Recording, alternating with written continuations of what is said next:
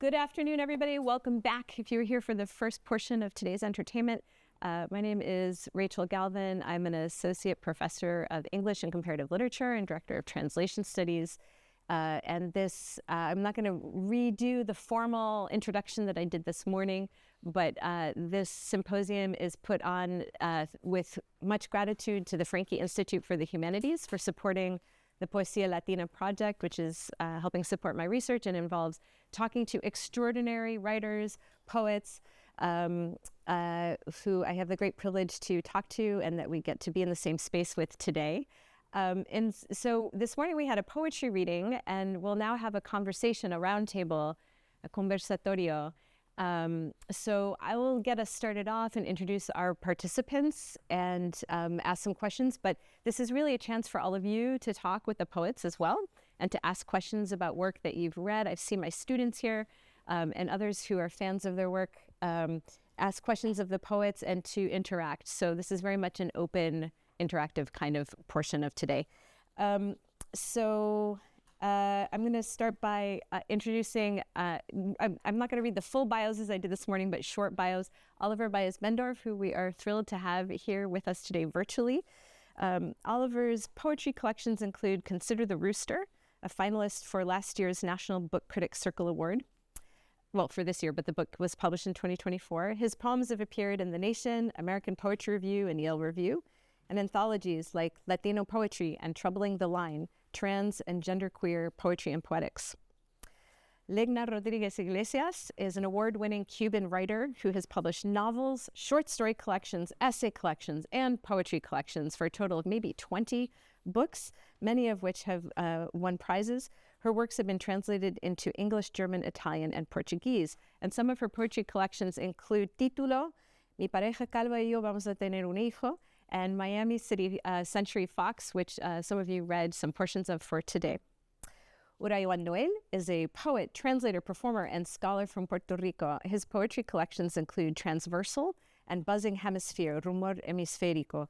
His translations include books by Pablo de Roca, Nicole Cecilia Delgado, Wingson Gonzalez, and an important work of scholarship called Invisible, I don't have the title in front of me and now I'm going to say it wrong. Invisible Movement, New Yorican Poetry from the 60s to Slam, which I highly recommend too. So I'm really thrilled to be here together with three of my favorite contemporary writers and to have a chance to talk about your practice, your what you've written, what you are writing, what you will write, and to have a conversation, all of us together. So please join me in giving them a very warm welcome to the University of Chicago.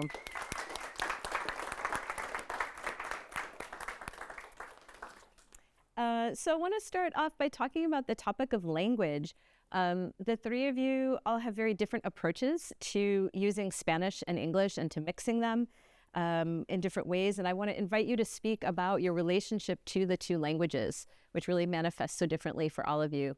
This is also going to be a bilingual event. Many thanks to Gabriela Lomba Guzman, who's a brilliant graduate student in the Department of Comparative Literature and will also be helping us with translating today.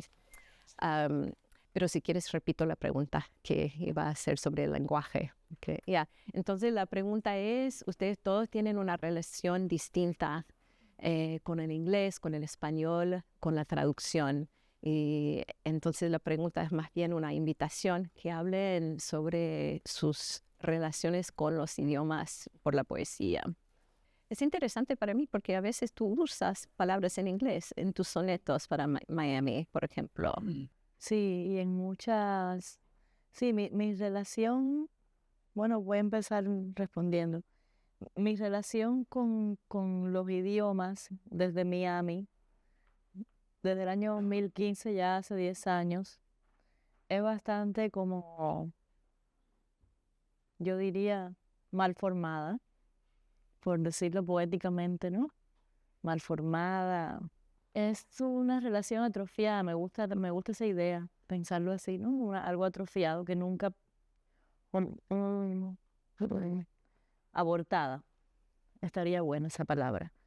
Y entonces, claro, me relaciono con el inglés, sobre todo a través de la traducción, más que nada.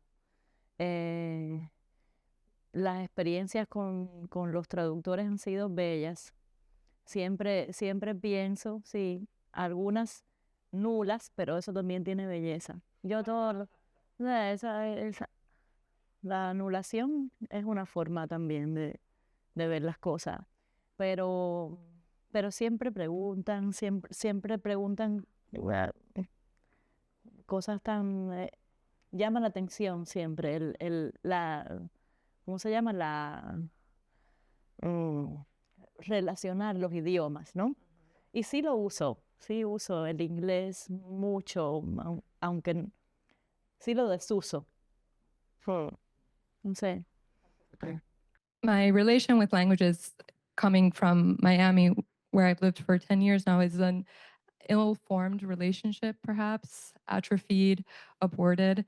And I relate myself to English primarily through translation, and the experience with translators has been beautiful with some difficulties, but always a beautiful experience. They ask such great questions, and it's a new way to think through language relation.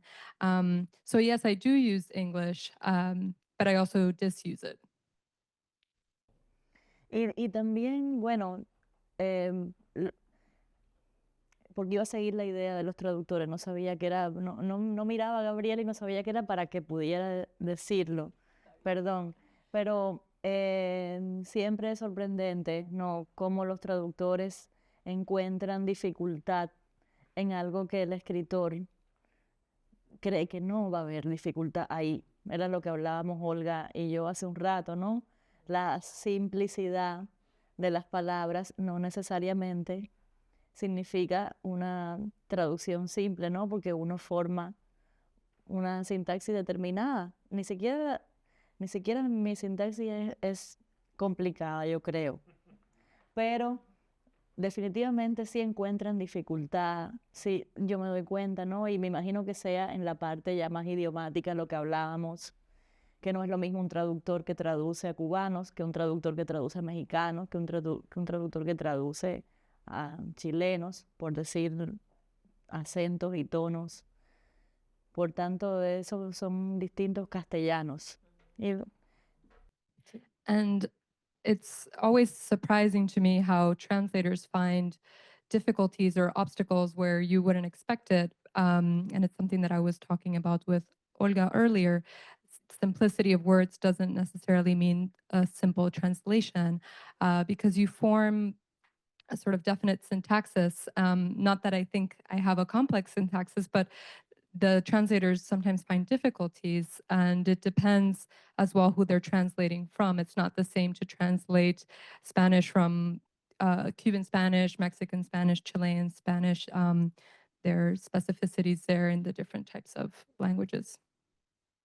Y por ejemplo, algo que hablábamos Rachel y yo ayer, cuando Eduardo Aparicio tradujo el libro de sonetos, era muy importante para él. Él se dio cuenta que los sonetos eran perfectos, ahí no hay un verso que se salga. Yo cuidé eso mucho, ¿no? El uso del endecasílabo, que me interesaba lograr esa perfección, al menos esa. Pero en su traducción, yo le pedí, por favor, y no lo cumplió. Él prefirió cumplir las rimas, y yo le pedía que cumpliera el ritmo, que no es lo mismo que las rimas, sino que sí hubiera un ritmo de sílaba. Eso me interesaba mucho porque creo que ahí era, ¿no?, el tiempo. El ritmo es el tiempo. No que las palabras se parezcan. En español es necesario, por supuesto, que las terminaciones, la consonancia, pero a mí me interesaba mucho el tiempo del poema. Y bueno, imagínate, es muy complicado, ¿no? En poemas tan formales. Pero bueno, tú sabes, la traducción es otro poema. Un poema traducido es otro poema. For example, something I was talking about with Rachel earlier, when Eduardo Aparicio translated my book of sonnets, this is a very formal poetic structure, and I wanted to maintain that perfect sonnet structure, maintaining endecasyllabic structure. And he, the translator, wanted to follow the rhyme of the words, and I wanted him to focus on the meter, because the rhythm for me is in the time, not in the sound of the words. The time of the poem is very important to me, and it's difficult with this type of poem, a very formal structure. And in a way, the translation ends up being a different poem altogether. Legna, I loved what you said about using and disusing English. I primarily write in English, but I am always increasingly aware of what language does to us, does for us. Even though my mother, Boricua, is fluent in Spanish, I didn't learn it as a child, and to this day, I can read it and understand it better than I can speak it. And so there are layers there, and learning to express myself more confidently in Spanish and with more intention is it's part of this next chapter for me. And even though I write in English, Spanish, it's in the room, it's sometimes on my shoulder, it's in my ear often, and in the form of untranslatable relationality or feeling or familial memory or landscape and place. And in general, you know, I'm drawn to the edges of language and to the between spaces of language, where grammar, you know, fails, or where syntax, you know, starts to shimmer, and the ways that syntax itself is deeply rooted in place and in relationship. And I was just reading yesterday in a Barry Lopez interview, he was talking about how, you know, when he was younger, he was really invested in naming. He wanted to know the names of things. You know, this is an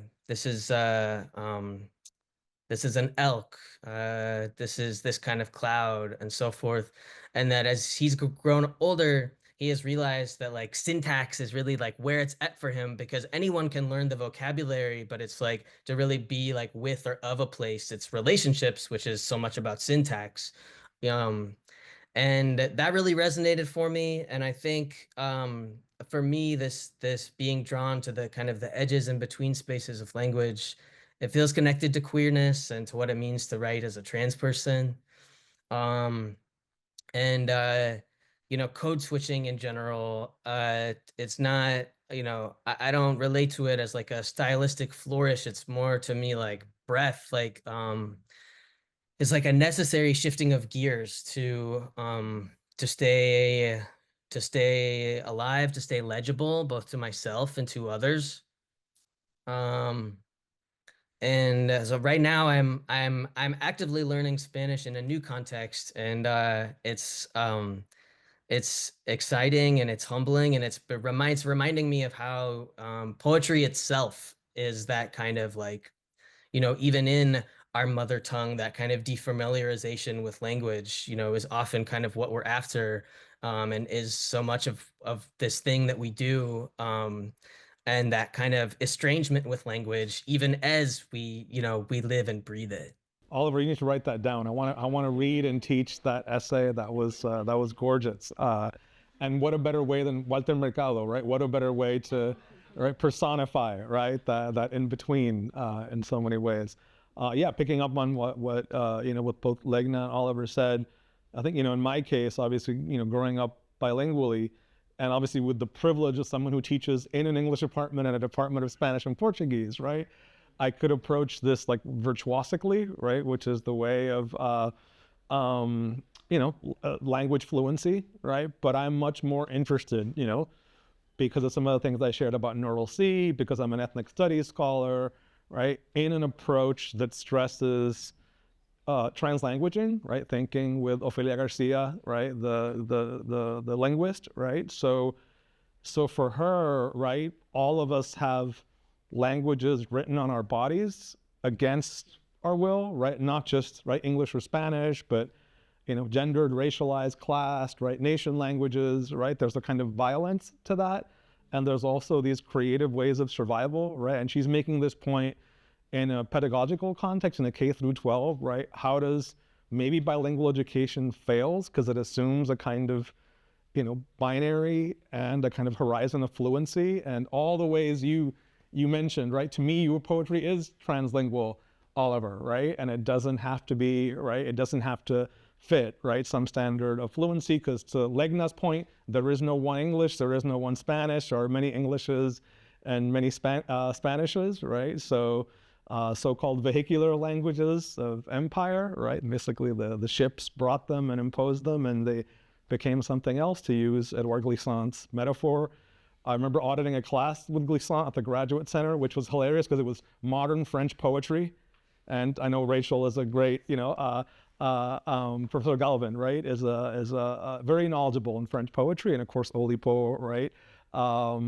So yeah, I embarrassed myself with my French, right? And I remember asking in my really terrible French, Professor Glissant, you know, because he has this passage and this moment in like Poetics of Relation where he asks himself, is Spanglish a Creole, right? And his answer is like, no, but there's something there, right? And that there's something there became for me like, wow, okay. So obviously I'm not, from a strictly linguistic point of view, is Spanglish a Creole? Probably not, right? If you think about just the ways linguists categorize Creoles. But if you think about it from Glissant's model of like the ways in which these vehicular languages of empire got imposed, right? And the ways people creatively resisted and transformed, right? Those impositions, right?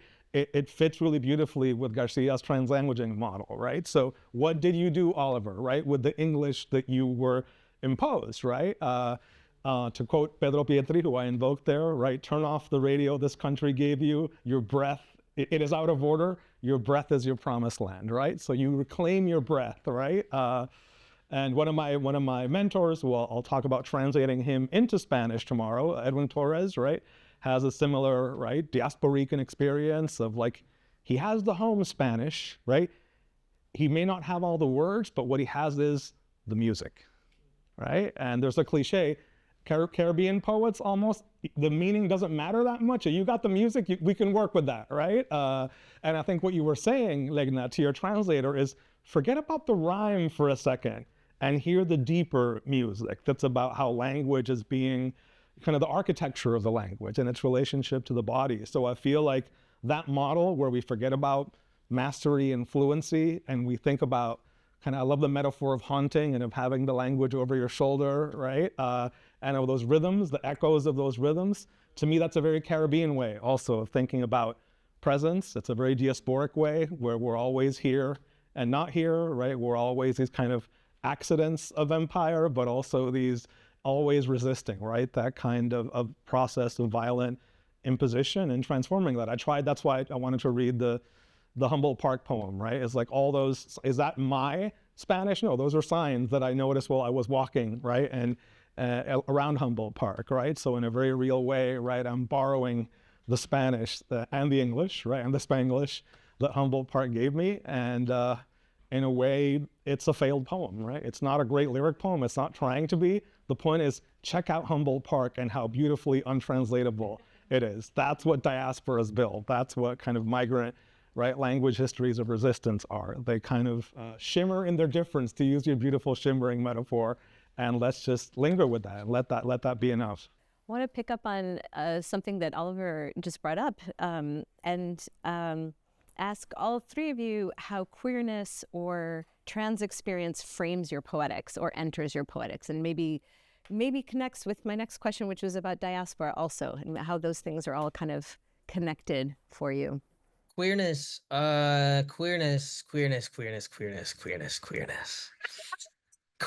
is it's not just an about in my poems or a subject.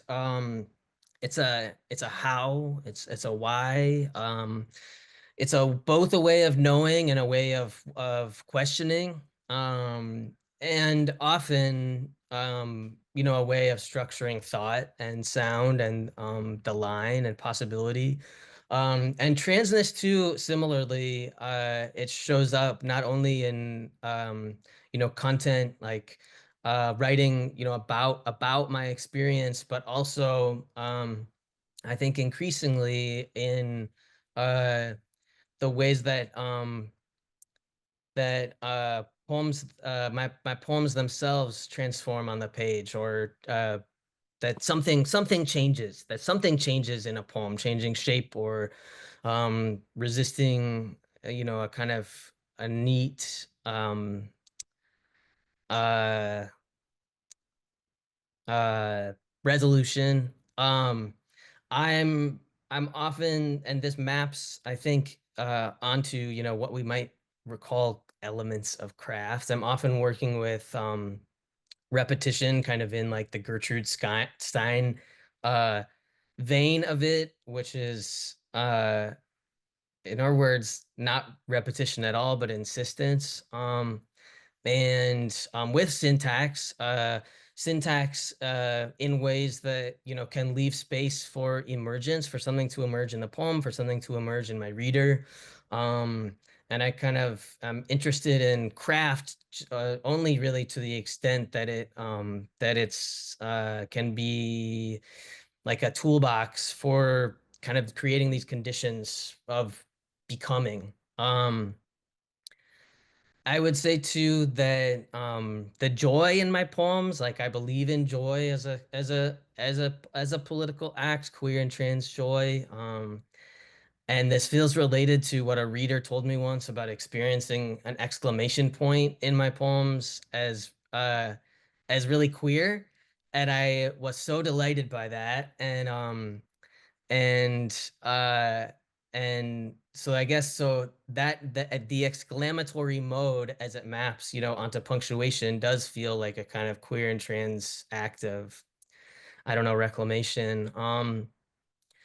Uh and in all of this, it's like poems are really they're one of the rapidly, as we speak here, shrinking number of realms in the USian context, but also like in many parts of the world where we get to be, if we want to be, beyond um the kind of escalating external regulation and control and repression.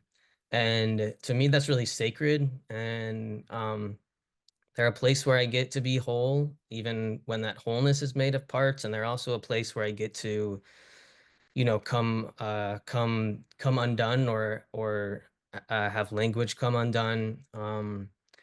And uh and diaspora too, I think similarly, kind of, it reminds me that identity is always in flux, always contextual, moving, adaptive. Diaspora and queerness and transness all feel like practices of endurance.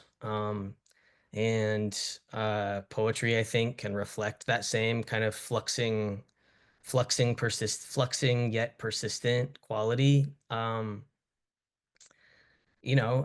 in all of these queerness, transness, I write from within loss a lot of the time, but also I think the possibility of reworlding, and um and through the landscape, through place and ancestry, and uh and um and exile as a kind of fractured whole, and figuring out how all of that stuff will kind of come together on the page now. And yeah, so poetry, it helps me insist on all of this complexity and gives space for the longing. And I guess the last thing I'll say is, yeah, I think about the egg as a kind of symbol here. for potential and for really for like kind of life in transit and the vulnerability of that, but also like um the wonder and strength of that too. So yeah, I like that you combined these questions in a way, or invited us to, because they do feel very related. I mean, just from my perspective, I think queerness and neurodivergence are intimately related, right? I was diagnosed with epilepsy when I was 9 years old, so I have this, whatever I grew into in terms of queerness, right, went hand in hand, right, with a sense that there was this other kind of difference, right, and there was a lot of shame, and maybe that's why it's taken me so long to write about this. I think for a long time, focusing on my own, performativity or mastery of form, right, felt like a way to have a sense of control, right, over the unmanageability of some of that. And I think it's been changing the way I write to let more of that in and letting that process be ugly and, full of loose ends, and find the joy, right, find the beauty within that. So, and that connects to diaspora as well. I think, obviously I have a lot of privileges, right? So even colonial citizenship, right, is a privilege because you can go back, and I think it's important to highlight that in the current political moment, right, when folks are either being sent back against their will or can't go back, right? The fact that you can go back. But in my case, so going back to my neighborhood of Rio Piedras, right, and then seeing like the ruins of my neighborhood, right, which are the ruins of like austerity, right, which of course now the developers are taking care of that, right, as they always do. But also seeing the parallels between that and the Bronx, right, a place that got stigmatized, where my Nuyorican family is from, and a place that got stigmatized for its ruins also, which were the ruins of a kind of a structural disinvestment. So there's that connection, but also the sense that, I wonder, like, could I go back full time, right, to Puerto Rico? I'm not sure what I would go back to if I mentioned, right? So much of what I knew isn't there, and even if it were there, I'm not that person, right? So when we go back, we're different people. And then there's some practical things, right? I have not just a neurologist, but an epileptologist, right, in New York, in Puerto Rico, right? You might have to wait, right, 6 months just to get any appointment, right, with a neurologist. And so again, that's I'm sorry to be that frank in terms of the privilege, right? But these are the really difficult, calculations, right? And so I think about that with my mom, in her own, right? She has her own story to tell about that, but it's folded into what I'm doing in Neural C. So that sense also of like precarity of bodies, right? I think of one of my academic mentors, right? Juan Flores, a foundational figure in Puerto Rican studies, right? And Juan got laughed at a lot, right, in the 90s when he was like, hey, Puerto Ricans in New York are a diaspora. I was like, a diaspora, like Jews, right? How are they forcibly displaced? They can go back, right? He was thinking, well, how did they come to New York, right? What kind of, how was the culture stigmatized, right? What was the kind of rejection of, Nuyorican, right, traditions, right, in Puerto Rico, which has changed somewhat, right? So that sense that embracing diaspora is also embracing a kind of one directionality, right? There is no going back. It's a term that's full of violence also, but it's also full of like that creative, right? That creative resistance, right, to all that violence, which is where the joy comes in. So I came up with a term, me and my neurodivergent punny brain, lo diasporoso, the diasporous, right? So thinking of the porosity of the body. And I would notice, obviously, you sweat differently in the Caribbean than you do here, right? And people would tell me, your poetry sounds different in English and Spanish, right? And I'm like, it doesn't feel different to me. I don't know what to do with that information. So that sense that your identity is connected to a kind of, to the precarity, right, or the provisionality of embodiment, right, is a question that interests me a lot personally, but also as a scholar of performance, right, and the work of people that influence me, like, Pedro Pietri and folks like that, brings that home. In terms of queerness, yeah, thinking with Aurora Levins Morales, another mentor who I touch upon later, right, in Neural C. So, Aurora thinks very much about the how knowledge gets stigmatized, right? And so how the body also gets gendered, right, as a site of knowledge. So thinking of, she has a book called Remedios, right, which is both, you could say, both kinds of remedies, right, like healing remedies, but also a kind of remediating of Puerto Rican history. And a lot of the knowledges that get, that get gendered, right, that get feminized, right, are ones that she recovers from a kind of queer perspective. And those knowledges tend to be rooted in the land. It could be recipes, right, it could be, right, medicinal, right, so it could be spiritual.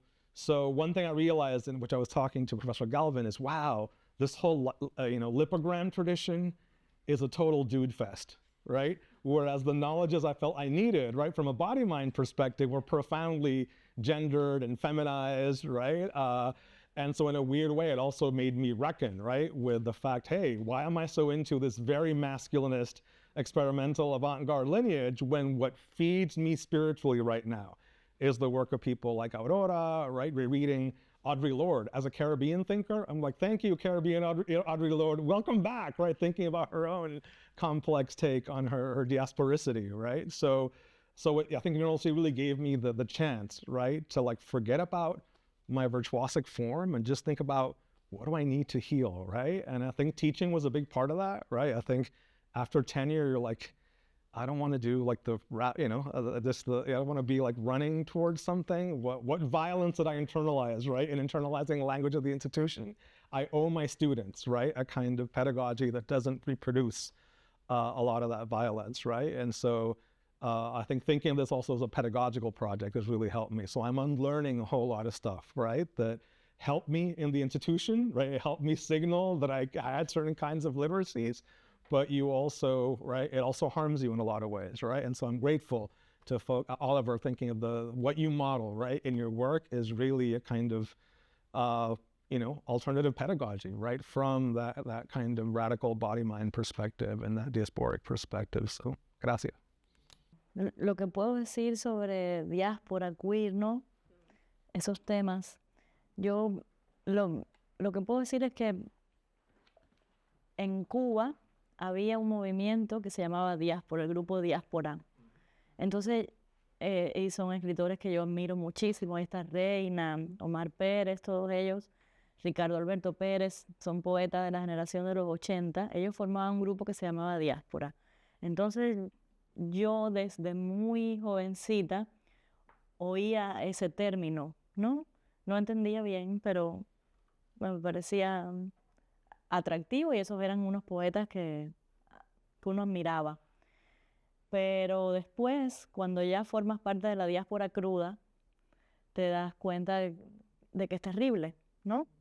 Pero que sí, definitivamente uno escribe desde esa esencia, por decirlo, que es bastante incómoda.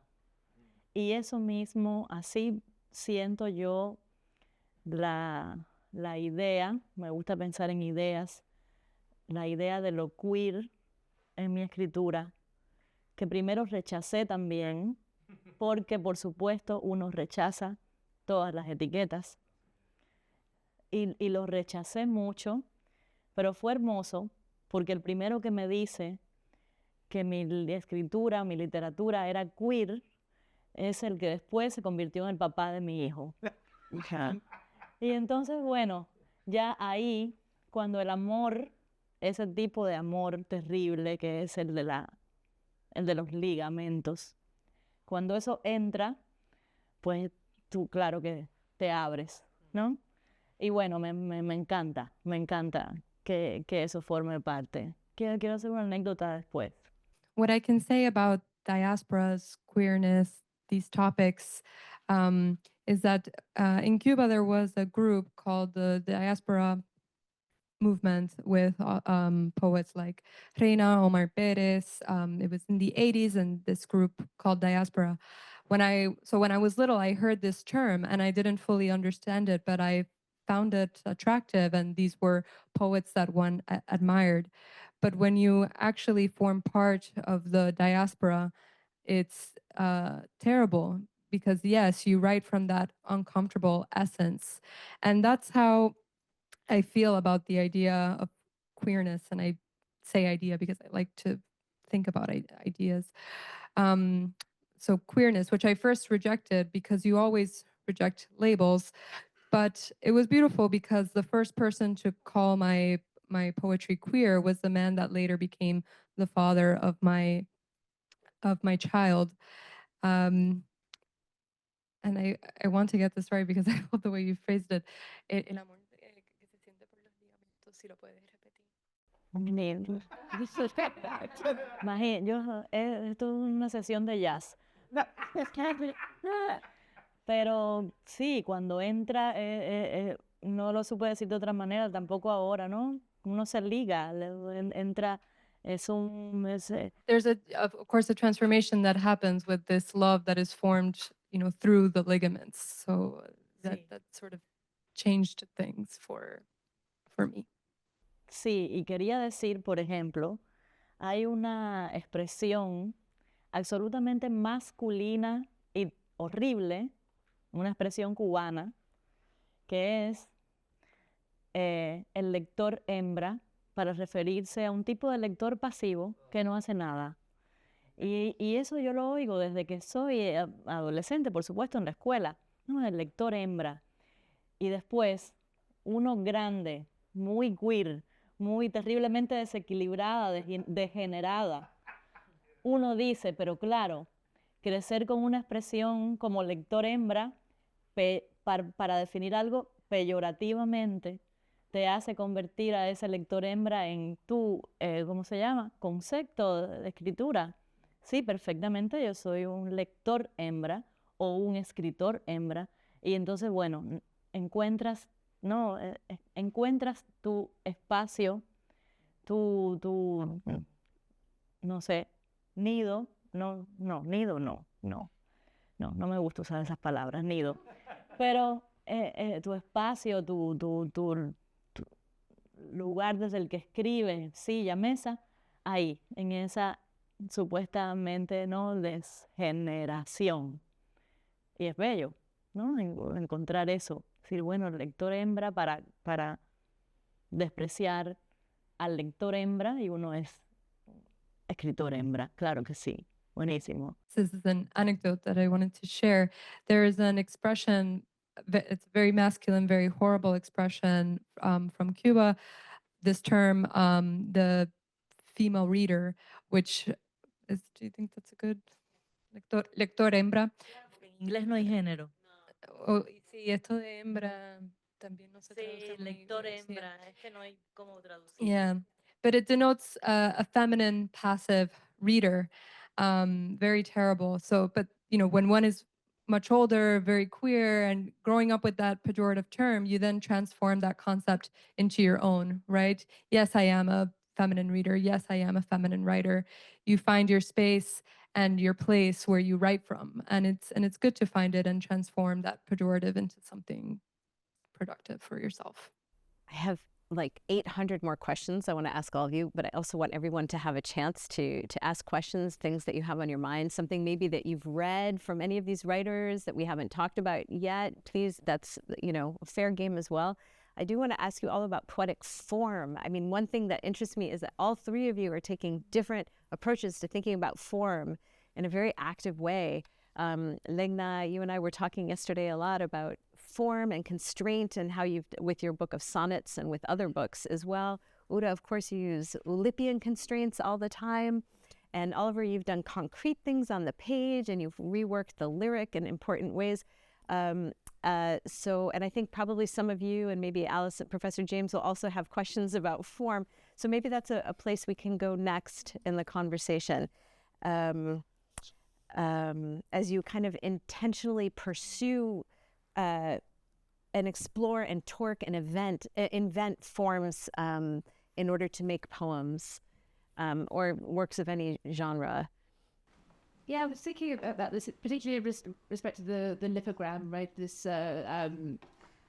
use of this, taking up this Oulipian form in this very interesting way to think about questions of kind of bodies and minds, or the body-mind, as you said. But I'm wondering, how do you, maybe this has been a particular question for you, Urayoán and Noel, about the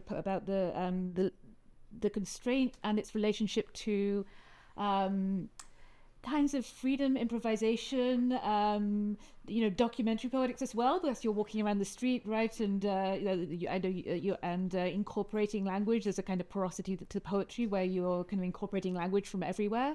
And is that for you intention with kind of using these very constrained forms such as a lipogram, or does a lipogram allow you access to the ordinary, to these to places in a particular kind of way? So I don't know if that's clear, but I'm just wondering about, formal constraint versus the ordinary, the infraordinary, as Spirit calls it. Thank you. Yeah. I mean, I think I came of age, I think in a PhD program, right?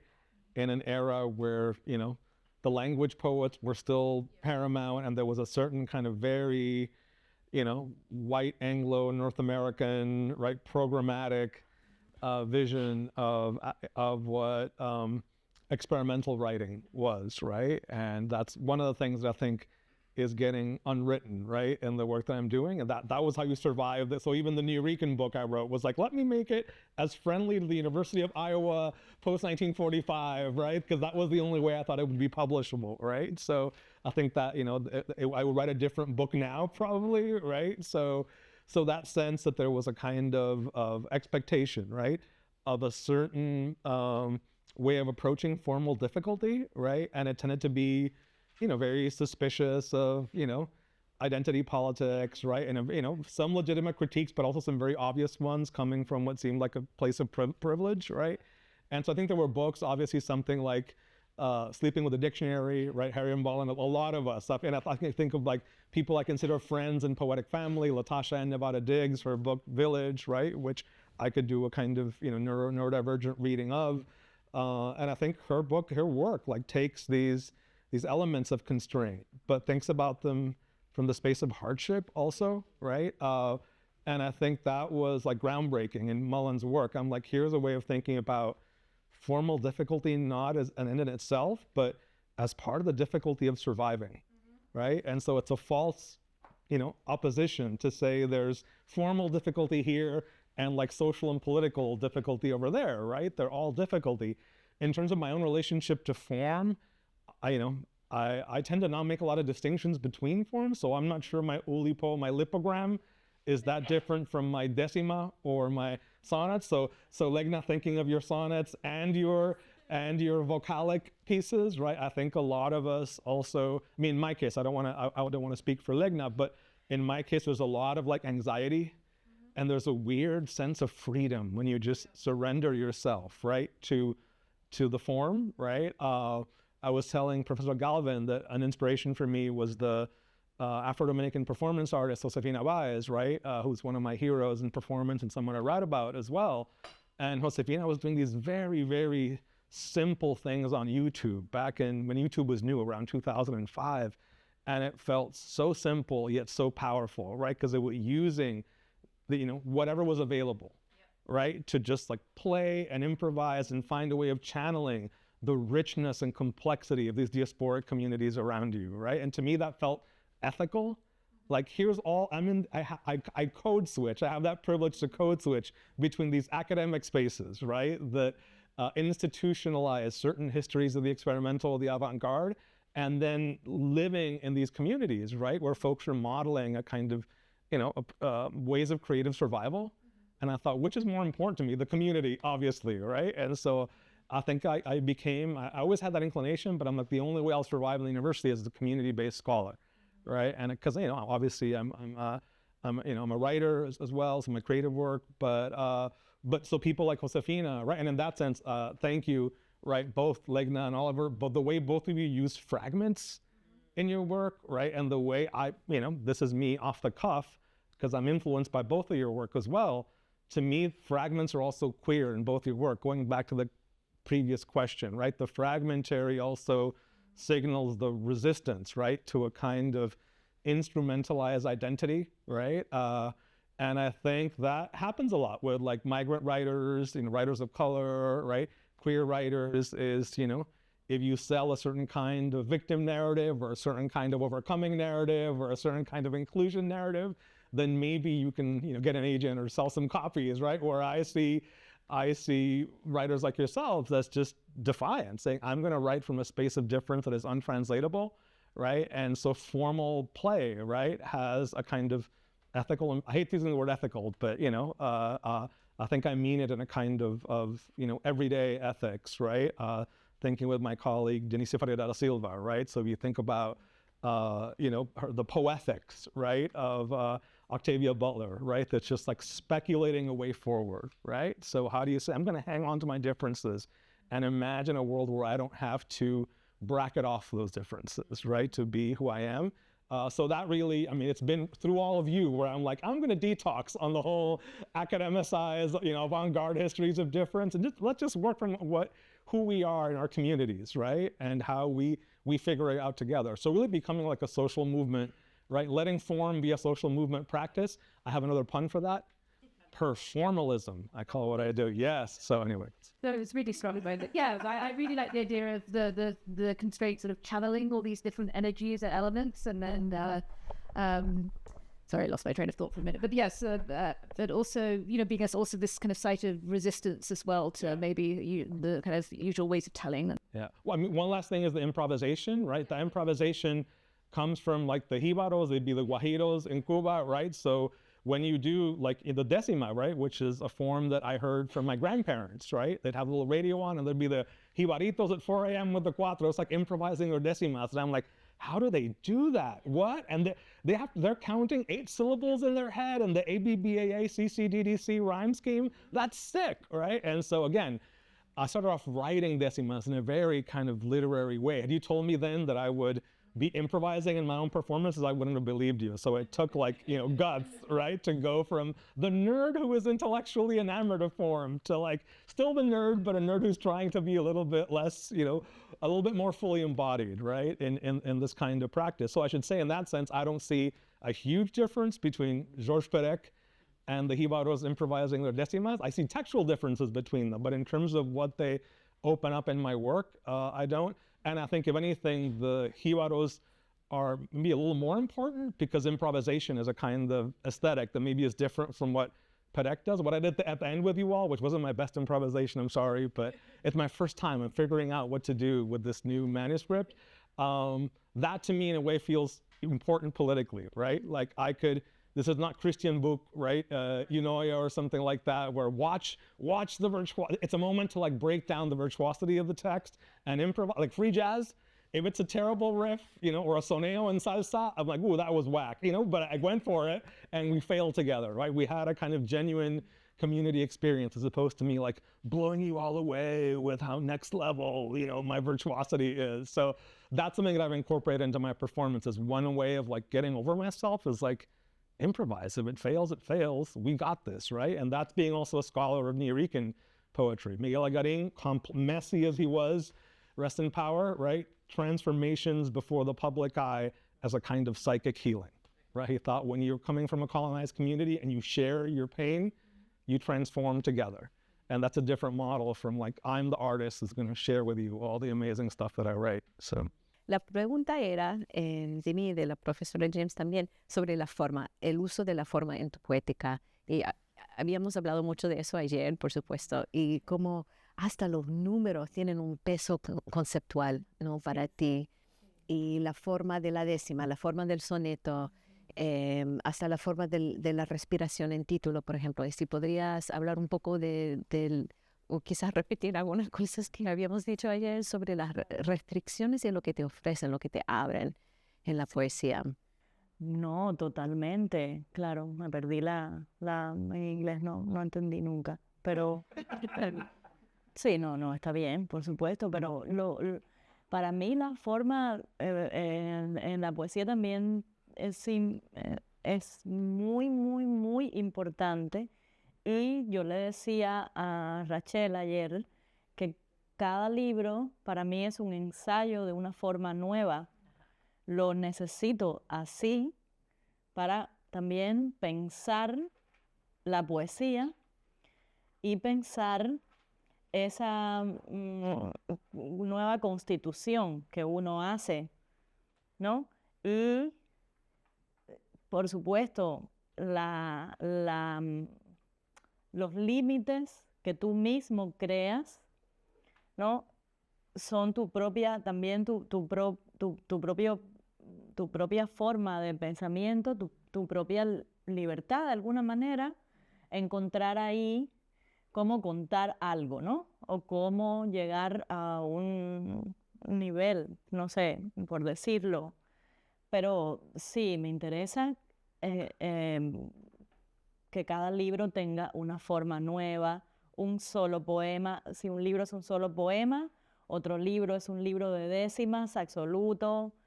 Yo ensayé la décima en un solo libro y entonces me pareció, es muy típico para nuestros países, las formas españolas, décimas, romance no escrito, pues, bueno, ya lo haré, sonetos, pero se hace muy fácil porque es una forma oral, la décima. Es una forma oral que además entre los escritores intelectuales es una forma menor, porque es como, pero eso lo hace cualquiera, ¿ok? Y cómo convertir eso supuestamente simple, oral, de alguna manera trivial, cursi, cómo convertir eso en literatura, ¿no? Bueno, pues hay que hacerlo. Entonces, sí, eso también quise hacerlo. Y en mi caso, bueno, lo que hice fue hacer décimas hectasílabas, que no es lo común. Una primera sección hectasílabas, otra octosílaba, que es la típica, y también decasílabas. Pero después, bueno, poemas de versos largos, prosas, no sé, siempre cambiar la forma para mí es esencial. Es otra forma de pensar la poesía también, al margen de lo que cuente cada libro o de lo que trate cada libro. Cada libro tiene su concepto. Creo que eso me interesa mucho, el concepto de cada libro, celulares, ¿no? Cada libro es una... Y puede ser menor o no, y eso no me interesa. No me interesa que sea un libro malo o regular. Me interesa que sea un libro malo y regular en la órbita de toda la obra. Igual que me interesa leer autores que tengan libros malos y un libro bueno. Y todo eso y coleccionarlo, porque para eso están los autores. Para uno leerlo y apasionarse como un autor. Ah, bueno, si alguien se apasiona conmigo o no, ese no es mi problema tampoco. Mi problema es escribir todos los libros que pueda, todo lo que pueda y quiera, todo, ¿no? Escríbeme ese ensayo, por favor. Es como un manifiesto lo que acabas de decir. Increíble. My translation's not going to do it justice, but I'm Bueno, going to pero try. estás haciendo una trampita, estás grabándome. Tampoco es tan difícil eso. For me, the poetic form is very, very important. I was telling Rachel yesterday that every book I write is an attempt, a rehearsal of a new type of poetic form. And, you know, the limits that you create for yourself in these different forms is, in a way, your own mode of thinking, as well a type of freedom, these limits, because it's urging you to consider new ways to say something, to reach different levels. So I'm interested in incorporating these different forms in my books. For example, the decima is one of the forms that I tried out in one of my books. It's very typical of our countries, decimas, romances, sonnets, but the decima is an oral form, so it's considered a minor form. You know, people are like, well, anyone can do it. But for me, the question is how to transform something trivial, something minor, something corny into literature. And so I do this. I do this with long verses, with syllabus, octosyllabus. Hecta de 7. Sí, hecta, okay. Son versos de 7 sílabas, que no es lo común. Okay, I only know these terms in Spanish. I don't know them in English.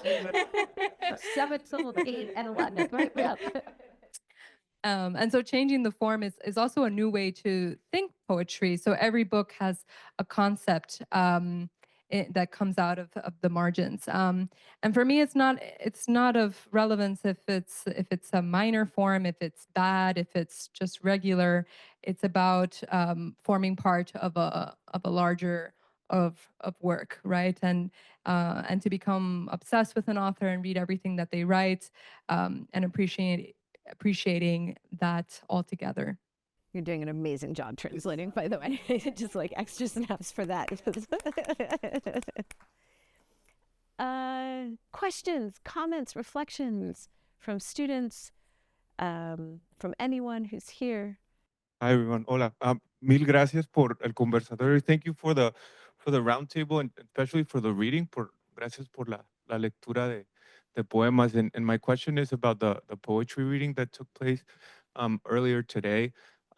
There's something, all of us who read poetry, regardless of how familiar one is with the poem or the poet, when you walk into a room and you hear the poem read, especially when there's improv after, it changes the kind of experience that you have. And my question is for you all, about what kind of impact it had hearing each other read poetry today, because I gathered from conversations that you knew each other as poets, but I was sitting there wondering how you were getting to know each other by listening to each other's readings. Entonces la pregunta tiene que ver con la lectura de poesía, y escuchando, chismeando un poco en los minutos previos a la lectura.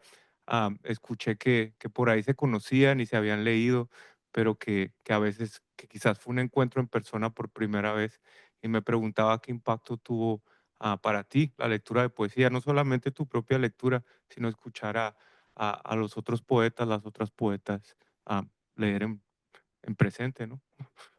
I can go quickly since I feel like I connect with you both, but I feel like it was the opposite for me, because I feel like, I met Legna in La Habana when I was part of the Puerto Rican delegation, because I was in the Bronx of the for the Havana Book Fair, and I just remember being like blown away by the person, the community builder. So I didn't even get a chance to separate. First, I think I heard you read before I read you. Te escuché antes de que te leí. And then your reading blew me away. And then I saw the people that you surrounded yourself with, the community that you were building, right? And so coming from, a community poetry context, right? I feel like it would be hard to separate my admiration, my formal admiration from the work that you do, from my sense that you are also someone who is whose virtuosity is always in the service, right, of these alternative spaces and alternative conversations. And I'd say Oliver similarly. I feel like we had that connection through Canto Mundo, right, as fraught and as difficult as that moment was. And I can't imagine, especially for you looking back, I wish we could have just like connected in other ways, right, that the moment seemed to demand. And it's very haunting in a way to consider the rooster and to, maybe I'm wrong, but to see elements of that really difficult moment, right? And in that book, so I feel like I know you as a community worker, right? And as a bridge builder, as much as or maybe more in both cases than knowing your work on the page. So I think it's a testament also to the ways in which work like yours has to build spaces for itself. You don't have the privilege to just write the work that you do and let someone circulate it into the world. So I guess it's also like my question for you both, right, is, you have such a clear vision of what you do as artists, right? But yet there seems to be like this restlessness in both of you, right? To take that formal ambition, esa ambición formal que tienen los dos, y moverse formalmente de libro a libro, pero moverse entre comunidades y crear puentes. Y pues nada, creo que conocí ese aspecto de ustedes dos, ¿verdad?, antes de que les leyera con el cuidado que se merecen las dos, así que se me hace difícil separar, ¿verdad? Hacer esa distinción que Sergio hizo en su pregunta. Así que, pero se lo hago pregunta de follow-up a ustedes porque no sé cómo lo piensan y no sé si conocían ustedes dos tampoco. No, yo no conocía a Oliver. Estuvimos Urayoán, Rachel y Daniel y yo en una presentación por Zoom una vez en el 2020 porque estaba la pandemia. Pero lo que puedo decir de encontrarme con escritores y leer juntos en persona, con cualquiera que sea, aunque no los conozca, o sí, pero en este caso es fuerte, es que yo creo que soy una persona más o menos como de 80 años en realidad. Y para mí es importante encontrarme y leer en persona, aunque después me vaya y ya no quiera estar más junto con nadie, pero estar sola un rato. Pero es muy importante y es muy rico. Es como leer un libro de verdad. Bueno, un libro de verdad para mí es un libro de papel.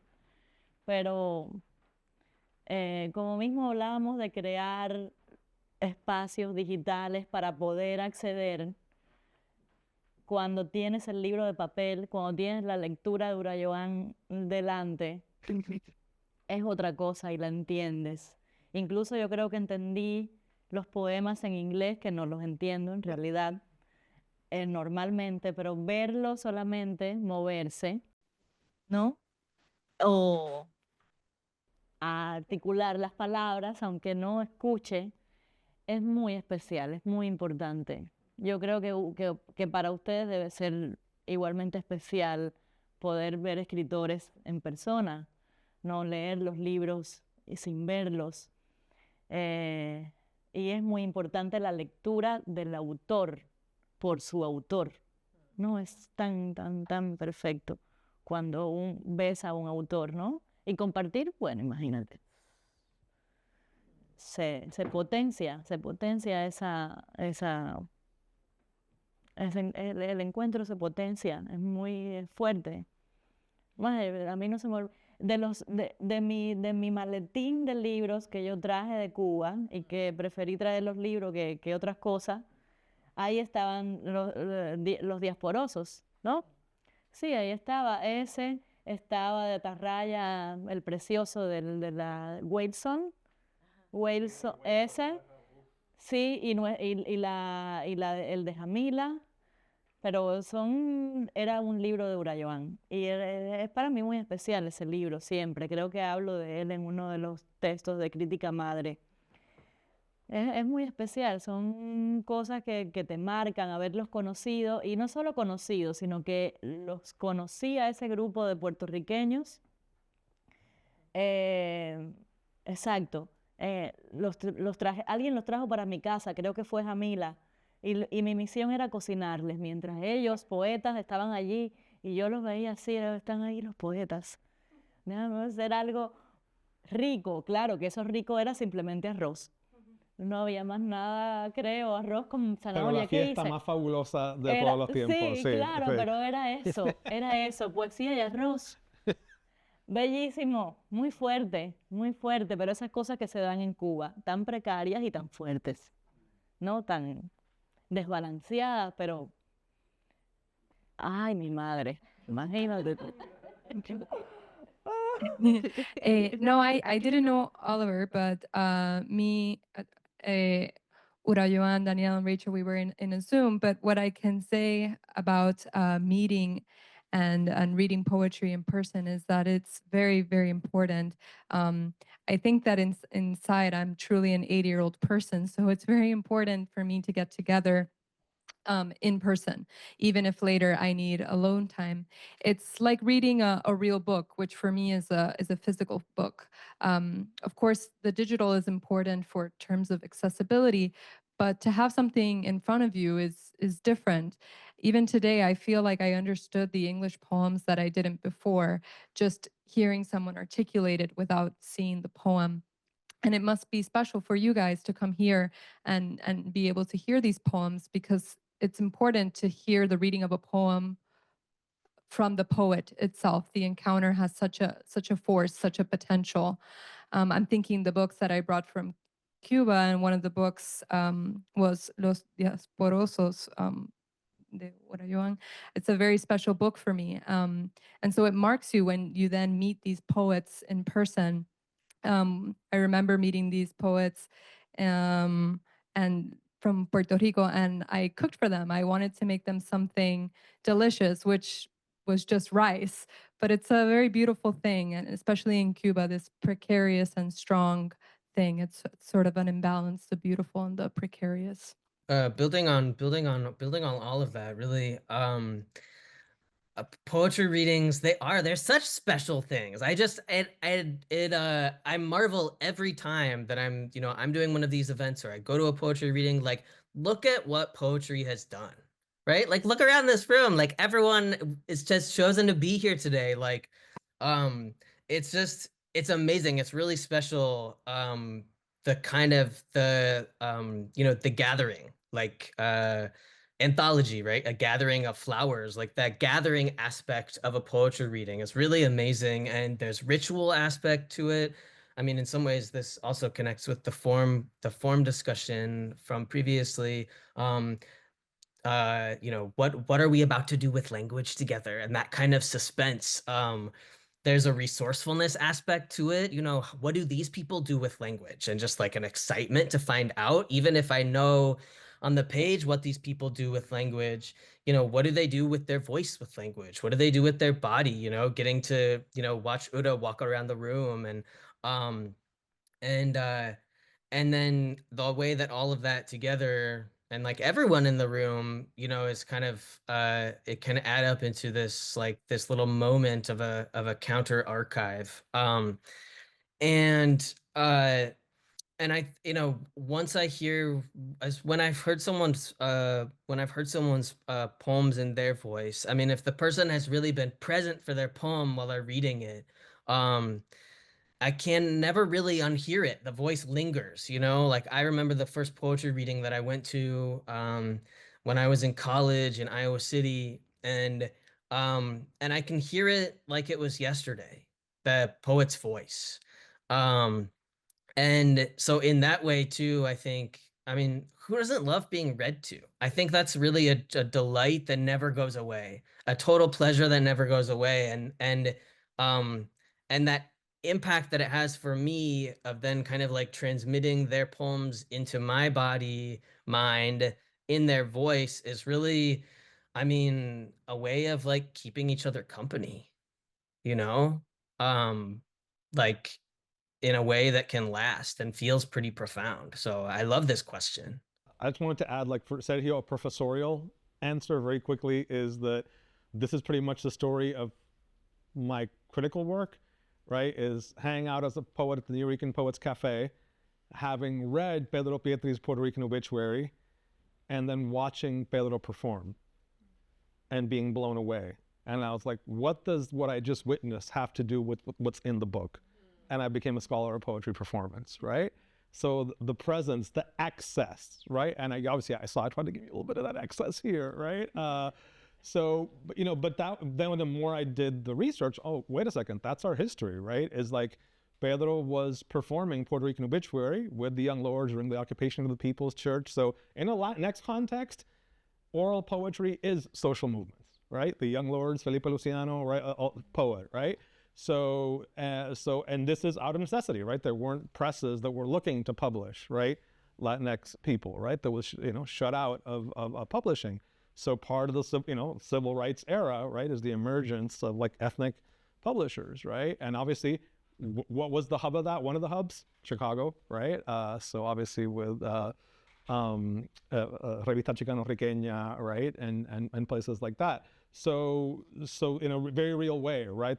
Back to the question of la oralidad de la poesía, that was the only space that was available, right? And it's still a space where a lot of these transformations matter. So it's also made me, I think, a more resourceful scholar. I can't afford to just I love close reading, I'm a nerd, but I can't just read poetry on the page, right? Because then I'm not doing justice to everything else that informs that poetry. I remember taking a class with Jose Esteban Munoz, rest in power, in performance studies.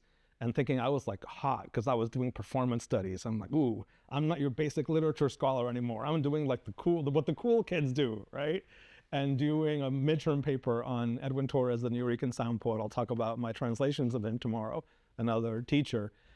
And Jose Esteban told me, this is smart, but you're still doing lit. And I'm like, how am I still doing lit? I'm writing about a performance by a performance poet, a New Rican performance poet. It's like, yeah, but you're writing the way a lit person, a lit scholar does. And I'm like, oh, he means I'm not writing about the body. I write now about and from the body, right? And it took me a long time to figure out what that was. So not just be a close reader, but be a person who was thinking about embodied reading and in turn embodying my own reading practice, right? And so to me, that's not an add-on to the work of close reading. It's necessary to just do justice to all the life of New Rican and Latinx poetry off the page. Hello, thank you so much. I'm Violeta. I'm just a student. I was wondering, because you were mentioning this being an alternative space, these sort of gatherings, and I was just wondering, what do you think makes a space alternative? Because, I mean, assuming everyone in the diaspora has both shared and different experiences, what makes you feel like you're in an alternative space? And if you've ever been in a space where you thought it was going to be alternative and then it turned out to be something else. Mi pregunta es, ¿qué creen que hace, qué crees que hace un espacio alternativo? Digamos, porque él mencionaba que esto es como un espacio alternativo en el sentido de que, bueno, es como reunión de poesía de diáspora y gente que tiene experiencias similares, pero también distintas. Entonces mi pregunta era como, ¿qué es lo que les parece que haga un espacio alternativo? Y si alguna vez han estado en un lugar donde creían que iba a ser un espacio alternativo y al final nada que ver. O sea, al final terminó siendo algo que en donde por ahí no se sentían muy cómodos. I can answer that really quick. Just, yeah, the University of Chicago is not a subcultural space, right? It is an institutional space, right? But certainly we are in the birthplace of slam poetry, the birthplace of the Young Lords, right? So thinking of those community histories, and the same way we could say, what is there that is subversive about hip hop, right? Or punk in 2025? Not a lot, but hopefully we can, they've all been commodified, right? It's how the world works. You come up with a subcultural resistant alternative formation and the machine figures out how to market it. But that doesn't mean we can't honor the subcultural energy, the community histories, think about whose perspectives are marginalized, right? And in a way, try to re-signify the space of the institution. And in that sense, I'm really interested in ethnic studies as a space that's at the limits of the institutions, right? That's one thing. In a department of Spanish and Portuguese, I always give this example, right? Area studies is a kind of imperial formation. It's basically, and I don't want to minimize, I love my Spanish and Portuguese department, right? I love my, realismo mágico or whatever, right? But very much the idea of the Spanish and Portuguese department, right? Answers to these like US ideas. Latin America belongs to us and we'll put money into, right? Just preserving our geopolitical interests, right? Over Latin America. That's very different from like ethnic studies, meaning Black studies, right? Chicano studies, Puerto Rican studies, which were communities historically marginalized from the university, saying we're going to create our own spaces and we're going to protest until, right? So when I say that, I don't mean that University of Chicago is some alternative space, but that I try to bring a conciencia that I can only do the work that I do because other people fought, right? To gain access into these spaces and to bring different epistemologies and have the work I do honor those alternative epistemologies. So it can't just be close reading, right? It can't just be a kind of philological, right, approach. And in that sense, a lot of that work is closer to maybe, the CUNY schools in New York, the UC schools, right? Maybe UIC here, right? Historically, it's been public institutions, right? That have been more, more open, not necessarily the elite private ones. But yeah, I think it's also a matter of then like re-signifying, right, what these events mean in a way that we, have a vision of poetry capacious enough, where poetry slams and the Young Lords and Silvia Rivera, right, who worked with the Young Lords, right, all fit, right? And all, not just fit, maybe are centered, right? As much as whatever MFA-worthy notions of craft. I think that's right on. And it's like that capaciousness. It's like what I first thought of when I heard your question was like, it when you feel it, in a sense. And I think it is a lot about intentionality, a sense of belonging on what is my presence conditioned or conditional, or whose presence is conditioned or conditional. And I don't mean to take us too far into Derrida on hospitality, but that's what I thought of. And Fred Moten's Undercommons too. I thought of that, or with what you were talking about with the institution, the educational institutions, and really these spaces, they can be fleeting. They often are. The idea of like a temporary autonomous zone. Which might be a small pocket. It might be a small slice, which is no small thing, and sometimes is all we have. Thank you. I just wanted to ask a quick question to you all about the way that you write about place. I'm thinking specifically, I really loved Miami Century Fox, and I love the way you write about Miami. And I loved your poem too about Humboldt Park, and I love how you all write about spaces and locations like in a very physical sense. I'd love to know more about what brings you to the way that you write about places. ¿Quieres traducir? Porque no, que ella preguntó si que los tres escriben poesía desde lugares específicos. Y por ejemplo, en tu libro sobre Miami, que el lugar ocupa como un lugar, juego de palabras, y muy importante en tu pensamiento, y cómo llegas a escribir a partir de o dentro de espacios específicos. Ya. De que se me vaya. Para mí es muy importante el lugar, sí. Creo que sí, totalmente. Por eso todo el tiempo estoy como arrepentida de haberme ido de Cuba. Pero claro, es un arrepentimiento que uso para escribir, ¿no? Y por supuesto, mi trabajo, todo lo que escribí estando en Cuba, de alguna manera pensaba Cuba, por supuesto. Entonces ahora me muevo para Miami y eso mismo yo pensaba ayer, porque no lo piensas hasta que no te lo preguntan, pero yo creo que llevo 10 años escribiendo Miami, ¿no? En distintos libros, más de 10 libros de crónicas, libros de poesía. Sale una novela que es una novela sobre Miami, sale una novela pronto en Argentina. El libro de sonetos es sobre Miami, el libro de décimas es sobre Miami. Y entonces hay un pensamiento Miami que no era mi intención para nada. No quería vivir en Miami antes, pero ya llegué a Miami. Y tuve un hijo ahí, que eso es otra historia. Y entonces, sí, hay un pensamiento alrededor del lugar muy fuerte, que por supuesto que es importante para mí, ya que está hecho y ya que vivo ahí. Así que me imagino que tenga que mudarme para poder escribir sobre otro lugar. Tal vez sea el momento perfecto para mudarse. Sí.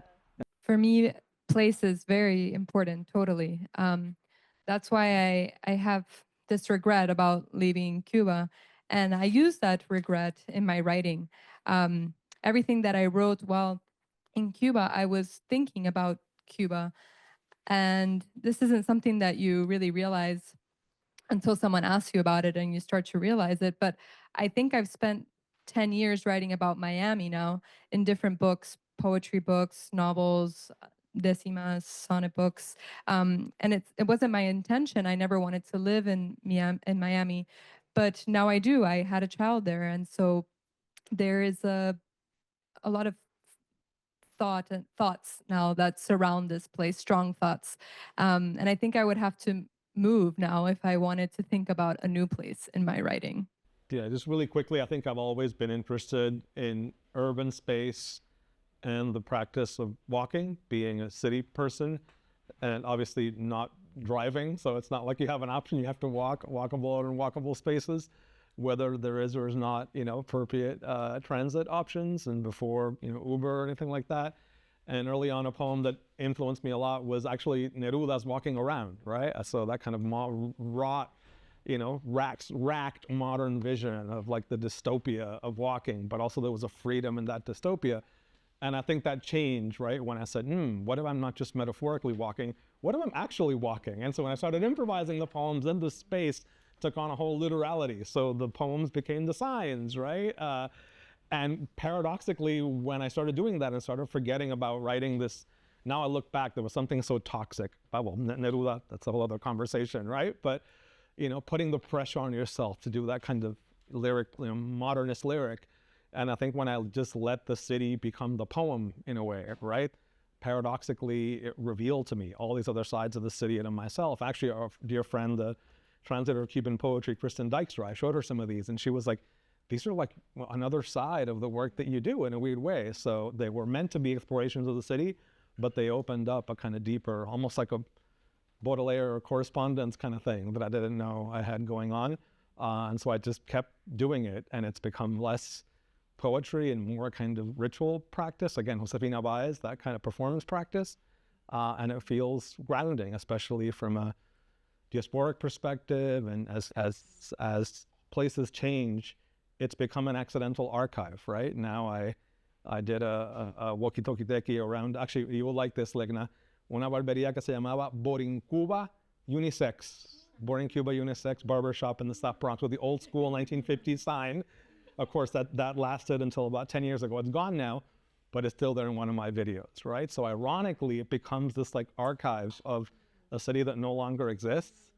And so I keep doing it for myself out of a sense of loss, right? And sadly, the Humboldt Park piece, I actually lost the recording. It's one of the only ones I don't have a recording for. So, and I wish I did, because I have a hunch that Humboldt Park, those signs, a bunch of those wouldn't be there anymore. It feels like that's a political side of it, right? In the sense of the displacement of our communities and the sense of what histories get lost, like recovering, not recovering, but accidentally documenting, right? Those fleeting presences. Thank you for the reading today and for this conversation this afternoon. My question is about your relationship with the written page. I work on contemporary spoken word in Italy, and like if you look at these Italian artists, you can see like many different relationship with the written page. Some of them have like still think about the book as the main objective. Someone else uses like the book as a script for their performances. Someone else like refuses the book and like thinks about it as a sort of power of literacy and scriptocentrism. So I was wondering like about your relationship with the written page, and like if you're also considering other forms of publication, if you're like trying to embody the performativity within the page, if it still makes sense to have this sort of difference between the two, or we can think about like merging the literacy and the performativity, so, and the orality. This is my question. La pregunta tiene que ver con la relación entre la página y lo performativo. El trabajo sobre la poesía contemporánea en italiano, que sea oral, que tenga un aspecto performativo. Entonces quiere hablar de la relación entre la página y el performance en sí. Si el libro está presente, si el libro está afuera de lo que pasa en el espacio performativo o otra forma de relación entre los dos, más o menos, ¿no? I'll keep this brief, but I also, I just wanted to say it's been very meaningful being part of this conversation, and I really appreciate all of the questions and having been included. Thank you so much. These days I'm thinking about publication as really what publication is anything that makes a poem more public than it was before. So publication on the page is one way. Emailing a poem draft to a friend is one way. Reading the poems here today is one way. And so for me, a book does tend to be a kind of a way to mark a creative cycle and an expression out of my desire to make my poems more public. But I think, like what your question itself spoke to, you know, it's one way. And that's really what I'm after, you know, with some poems anyway, the ones that I decide to share is like a way to circulate them, a way to make them more public. And there are many different ways to do that. Yeah, I'll be quick. Let's just go with Ulises Carrión, the new art of making, nuevo arte de hacer libros, right? New art of making books. So books as a relationship in space and time, right? And so that relationship can take on many forms, right? Depending on where you are in the work. Sometimes the book is an after the fact archive of a performance action. Sometimes it's a score for a future performance. Sometimes it's about the materiality of that book. I've made, you know, artist books, and then there's a category like cartoneras, right? So thinking as the translator of Nicole Cecilia Delgado, a really amazing book artist, and the work that she puts out, the kind of resists those distinctions, right? So thinking very much about the poetry versus performance on the page versus off the page is also a disciplinary problem, a problem for critics, more than necessarily a problem for creators themselves, right? And I agree with you, because I face the same problem in doing my own critical work, but I've been trying to maybe follow my poets more carefully and allow the poets I write about to give me their own models, right? For what that relationship should look like, as opposed to beginning with the idea that artist books are over here, right? And performance scores are over there, right? And if that needs to be a neologism I get from one of my poets, the poets I'm writing about, that's great. No sé, en mi experiencia lo performativo entra como el poema es performativo. En mi experiencia, yo estudié teatro y me interesa mucho usar técnicas y figuras teatrales, como por ejemplo el distanciamiento. Y por ejemplo, para mí, una lectura es un performance. No importa si tengo catarro y ese poema tú lo recibes con una voz que no es la mía, porque tengo catarro. Eso es un performance, ¿no? Pararme a leer es una actitud. Yo estoy ahora mismo con mucho dolor de ovarios y he leído con dolor de ovarios y me ha encantado leer con dolor de ovarios. Es un dolor. Ha sido excitante.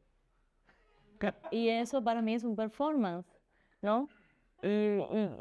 Y también la escritura, pero lo veo todo así. Entonces es una visión distorsionada de la escritura, puede ser o no, a mí me parece normal, pero es performático absoluto para mí la escritura, ¿no? In my experience, the performance enters through the poetry, right? The poem is the performance. I study theater, so that's how I come. That's how I come thinking about this. The reading of the poem itself is the performance, and it can change depending on the situation. If someone has a cold and you're reading a poem, it's going to be slightly different. For example, today I'm reading with ovary pain, and that's a different experience. Yeah, and I enjoyed it. Me encanta leer, la actitud de leer, y me encanta escuchar a otros autores leer. La actitud de leer es fuerte, buena, ¿no? No todo el tiempo. Eso se enlaza con la pregunta anterior de los espacios alternativos. Para mí, que vivo una vida ordinaria y bastante falta de... no es excitante, es una vida que preferiría vivir otra vida. Todos los espacios son alternativos siempre para mí. Estar aquí es como que estoy en un bar, ¿no? No, la lectura de ayer en una clase que tenía pocos estudiantes, pero todos muy atentos, era muy emocionante. Yo estaba así, lo vivo todo cuando tiene que ver con la poesía, muy emotivo para mí, porque no es así, la normalidad. Y me encanta. I love reading poetry, and I love hearing other people read poetry. And reminds me of this question of alternative spaces, because for me, all spaces all are alternative. I live a very ordinary life. I would maybe prefer to live another life. So for me, being here is like being at a bar.